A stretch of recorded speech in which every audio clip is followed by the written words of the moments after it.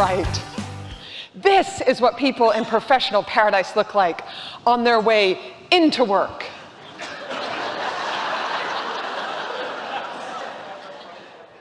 I actually went to the hospital early this morning and took this picture. Do you recognize anybody? It's clip art, I made that up. Many people think this is what people look like on the way out of work, right? But no. And why can't this be professional paradise? Why can't we all feel like jumping for joy when we go to work every day? I know you guys are leaders in the organization, so of course you feel like this, right? Right? Yeah. So why not flip the engagement pie? Why not be the organization that says, forget about conventional wisdom, forget about all the data we have from the past. We're going to make a conscious effort to look at this whole piece of engagement differently. And while you're listening to me today, and actually even while you're sitting through the rest of the meeting, you can look at it in 3 different contexts. Maybe you've had the aha, or maybe you've known it for a while, that you're one of those orange dots, that maybe you're the one leaving the prison yard footprint around.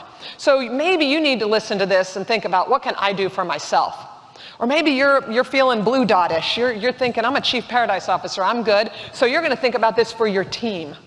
Or maybe you want to think about it more either department, division, or organization-wide.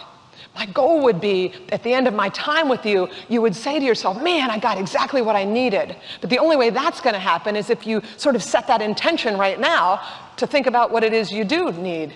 And then you'll hear the things that'll be helpful.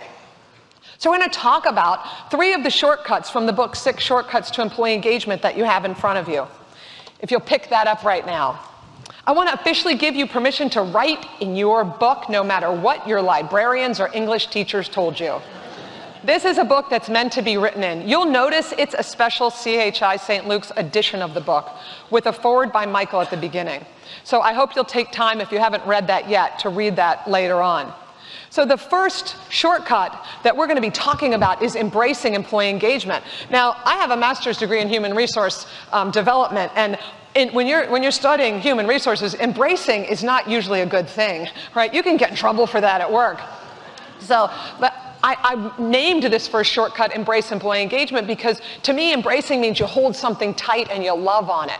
And I hope that's how you feel about engagement, that it's not the red-headed stepchild, but it's the one, that you just love.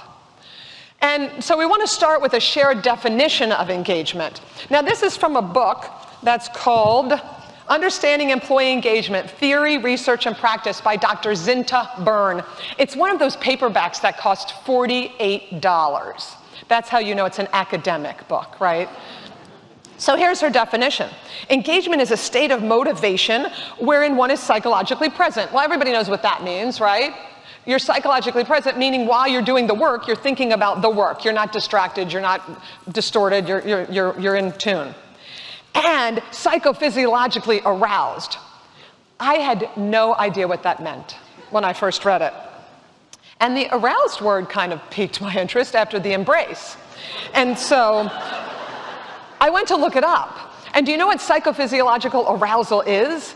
It's when something in your brain, something in your mind, actually affects your physical body.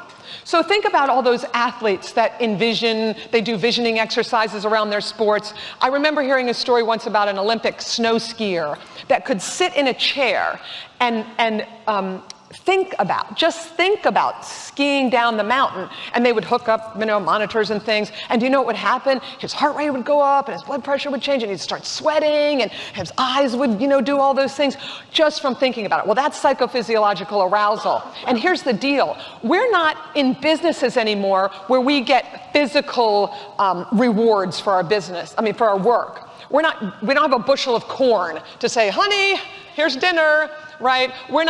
Most of us aren't building something where we can see the result. Most of what we do is mental work.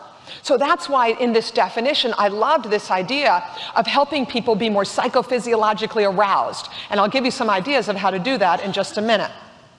So this engaged person, is also focused on and aligned with the goals of the job and the organization. Of course, they're working for CHI St. Luke's health system. You want them to be on the right bus, if you will.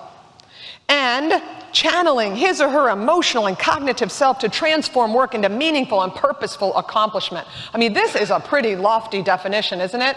But if you pull apart each of the pieces, do you know what you get? You get what all the people that just talked in that Inspire video said.